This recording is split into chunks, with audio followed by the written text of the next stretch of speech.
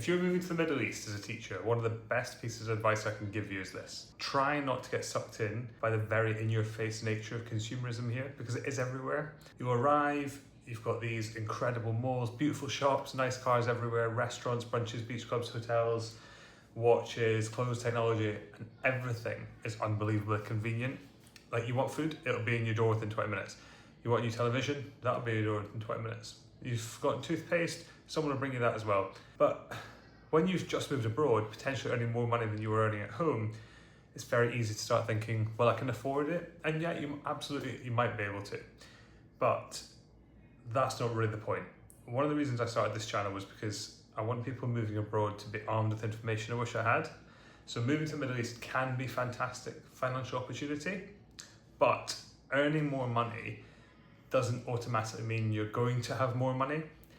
So lesson 3 is all about saving and not sitting in your apartment eating beans every night because you're terrified of spending anything.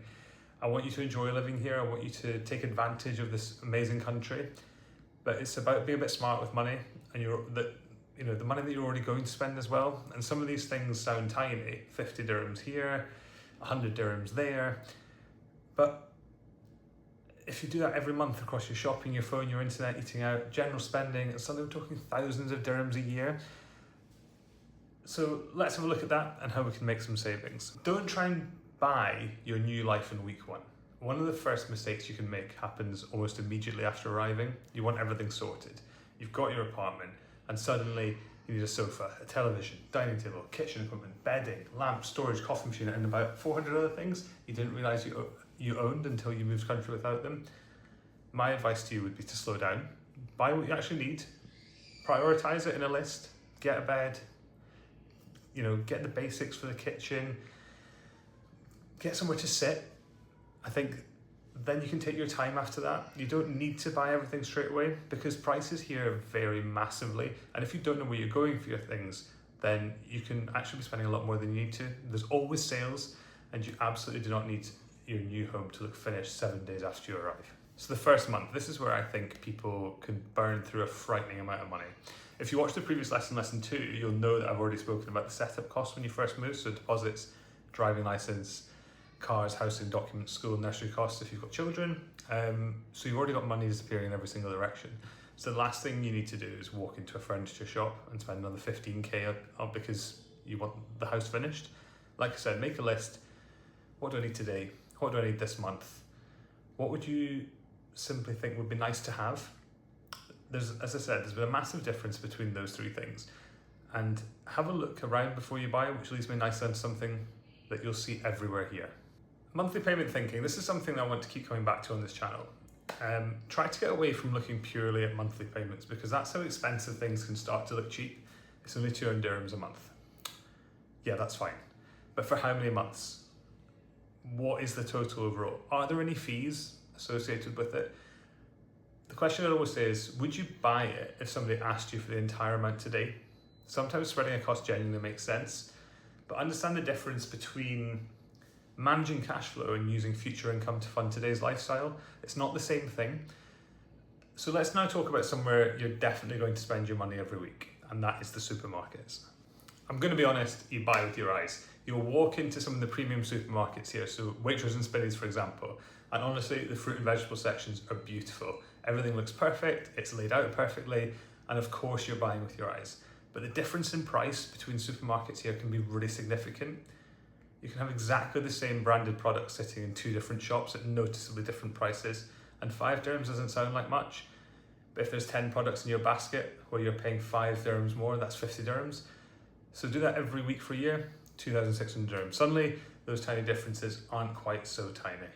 So the supermarket experiment, so I actually want to test this rather than just sit here and tell you that one supermarket is expensive and another one is cheap. So I put together a basket of things that somebody might reasonably buy during a normal shopping week, and then compared that basket across 4 different types of retailer.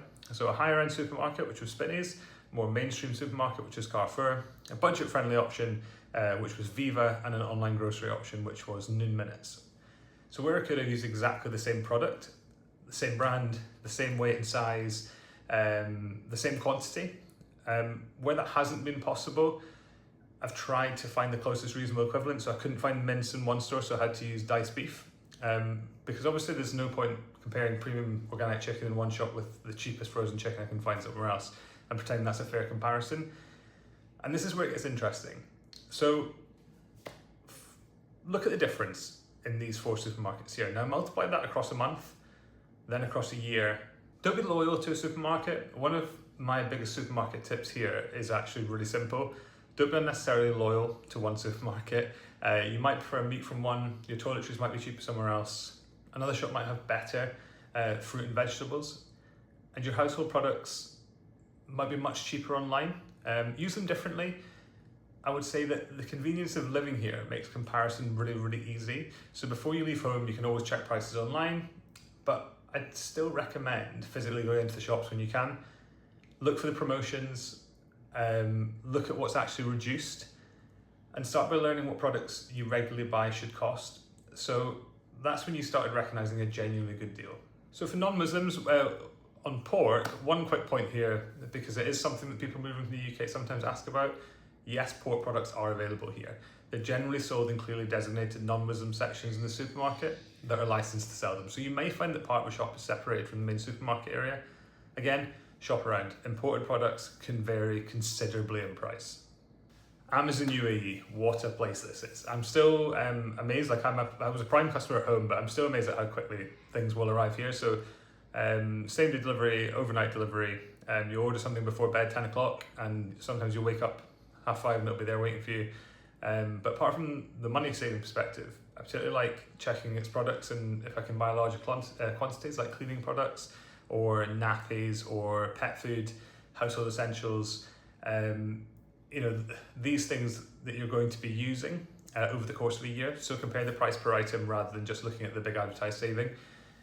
And remember, buying 24 or something you don't need isn't saving money. Bulk buying really only works if it's something you're going to be buying anyway.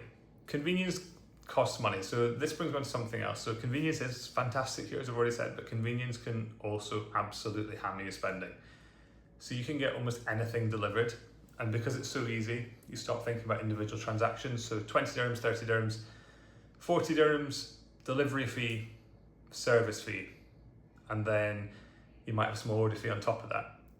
My tip for you here is when you're going onto an app, please don't do it repeatedly. And if you've got hundreds of dirhams appearing from your account without ever making one particular large purchase, I'd say delete the delivery app. I have made this mistake myself. Like, I recognize the convenience, but also one of the things that I did do was I paid for noon one. So that's when I pay, I think, and I get free delivery on most of my delivery things. So that's certainly helpful and a little money saving tip. One thing I would consider splurging on, and if there's anything you consider spending a little bit on, because it can save you a considerable amount of money, it's the entertainer. The UAE membership costs 395 dirhams over the course of the year. There's loads of offers across restaurants, activities, attractions, leisure. And if you're a couple, that can work really well. If you're a family, potentially even better. But here's my rule, look at what's included before you buy it. If you're going to start visiting restaurants purely because you've got an offer, you're not saving the money. If restaurants and activities you already want to visit are included, that's completely different. So spend to save only when saving is genuine. Use offers for things you were already doing. So this is the psychology of discounts, and the retailers here are particularly good at it. You've saved 200 dirhams. And then you think, did I actually? Or did I just spend 400 dirhams on something I wasn't going to buy anyway? That's the big difference. I think the entertainer can be fantastic, because if you're going out for dinner anyway and your second main course is free, that's brilliant. If you're taking the kids somewhere away and you've got buy one get one free entry, brilliant, genuine saving there. But the principle is, I would say, is don't let the discount create the spending. For furnishing your home, use Dubizzle. If you're moving here and setting up home, please have a look at that website. People are constantly moving here. It's a very transient place. They change apartments, they upgrade furniture, and sometimes people just need something gone quickly.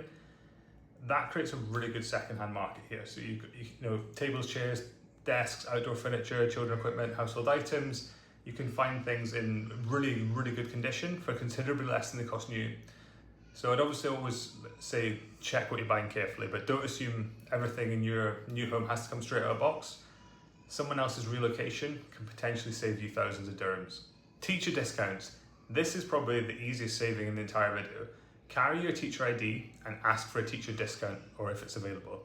Different companies run education offers at different times. So there's things like restaurants, attractions, gyms, shops, you name it. There is educated discounts available all over the place. You won't always see the big sign advertising it, but always ask, do you offer a teacher or an educator discount? If they say no, you've obviously lost nothing. If you say yes, and it's 10 or 15%, that's a brilliant saving. Do that repeatedly across the year, obviously adds up. So once you've got your school ID, keep it accessible. You're a teacher. If somebody wants to give you a discount for that, take it. And especially somewhere like Apple, they do offer the educated discount, particularly at the start of the year. You might actually get a better deal if you're in need of a new device or phone. There's also loads of loyalty schemes here, and again, don't go mad downloading every single app that you see. Think about where you actually spend money. So if you're regularly shopping somewhere and they have a free loyalty program, why wouldn't you collect the points? If your bank card gives you cash back on spending, you're going to do that anyway. That's brilliant. If you're collecting airline miles for travel, you're going to book that anyway. Brilliant. But I keep using the same words deliberately.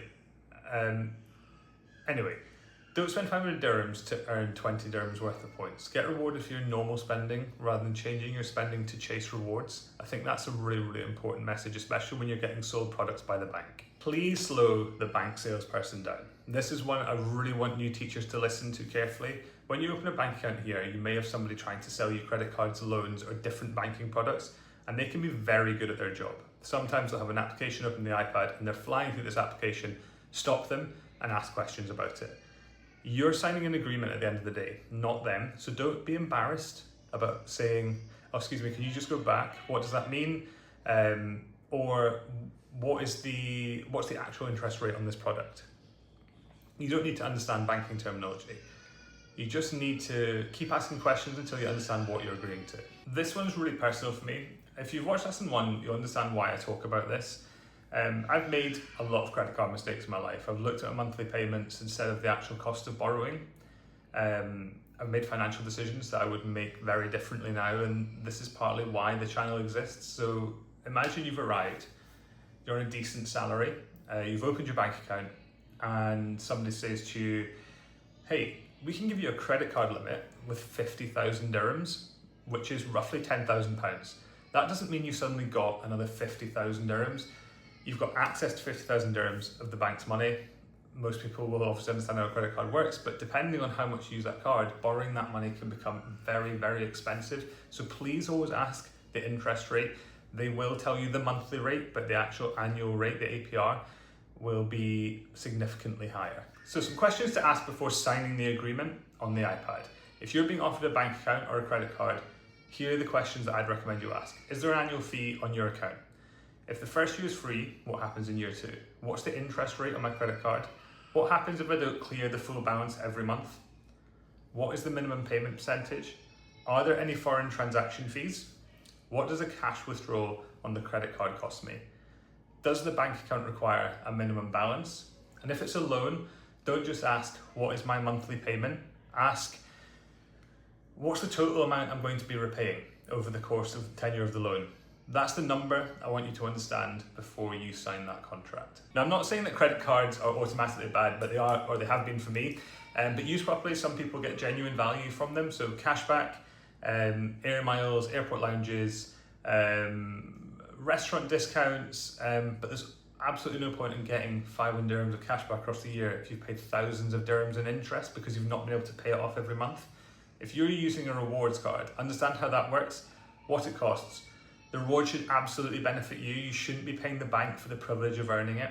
Don't pay for the TV that you don't watch. So the same thing applies when you set up your home internet. Look at what you're actually buying into.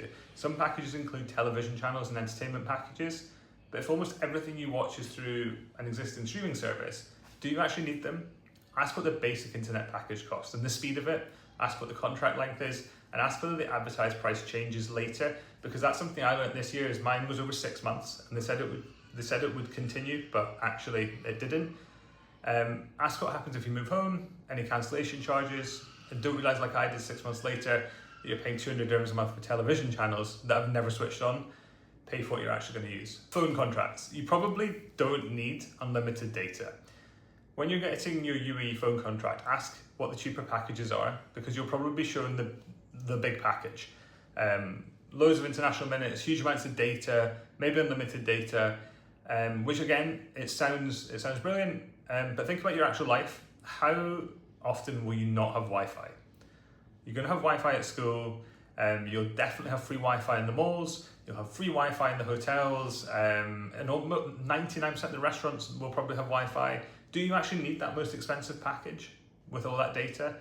And ask whether your school or employer qualifies you for any corporate discounts as well. Saving 100 dirhams a month doesn't sound life-changing, but again, that's 1,200 dirhams a year for asking one question. AC can cost you money. You're moving to the Middle East, you're going to need air conditioning. I'm not going to sit here and tell you to turn it off in August, absolutely not. But how you use it can affect where you're spending. In Dubai, DEWA recommends setting your thermostat to around 24 degrees. DEWA says that increasing your thermostat setting by 1 degree can save up to around 5% on AC consumption. So don't have your apartment freezing cold all day when nobody's there. You don't need to live uncomfortably, of course, but just understand that every degree lower can have a cost attached to it. Ask how the AC is billed before renting. So something I didn't really understand before living here is that air conditioning isn't billed exactly the same way in every property. Some homes use systems where electricity consumption is reflected through their DEWA. Other developments have district cooling providers, and you may receive a separate cooling charge. So when you're looking around apartments, always ask, how's the AC billed? Is there district cooling? Who's the provider? Are there fixed charges as well as usage? Don't only compare the rent. Two apartments with exactly the same annual rent could have different monthly running costs. Know what you're signing up for is what I'm saying. So understanding your DEWA bill. So while we're here, remember that your DEWA bill isn't simply the electricity you've used. There's different elements to your monthly costs. One that surprises many new arrivals is the Dubai Municipality housing fee. This is calculated as a percentage of your annual rent and collected across your monthly DEWA bills. So if you're creating a monthly budget before you arrive, don't just think rent, electricity, water charges, internet. There can be other charges attached to the running of your home. This is exactly why I keep saying, understand the real cost rather than just the headline prices. The biggest one, lifestyle creep. So the biggest money saving hack in this entire video isn't an app, it's not a supermarket, it's not a discount code, it's avoiding lifestyle creep. So you move abroad, maybe your salary's increased from when you've got here. You're definitely going to be paying less tax if you move from the UK. Suddenly the car gets a little bit nicer, you're maybe eating out and ordering in a little bit more. You're going away at the weekend for a staycation or a pool day, and somehow you're earning considerably more money but saving exactly the same amount that you did before. Enjoy living here, absolutely, and that's part of the point, but moving abroad can give you a brilliant opportunity to improve your financial position. Don't accidentally spend the opportunity. Pay yourself first. This is something I wish I understood much earlier. Don't wait until the end of the month to see what's left to save, because sometimes there will be nothing left.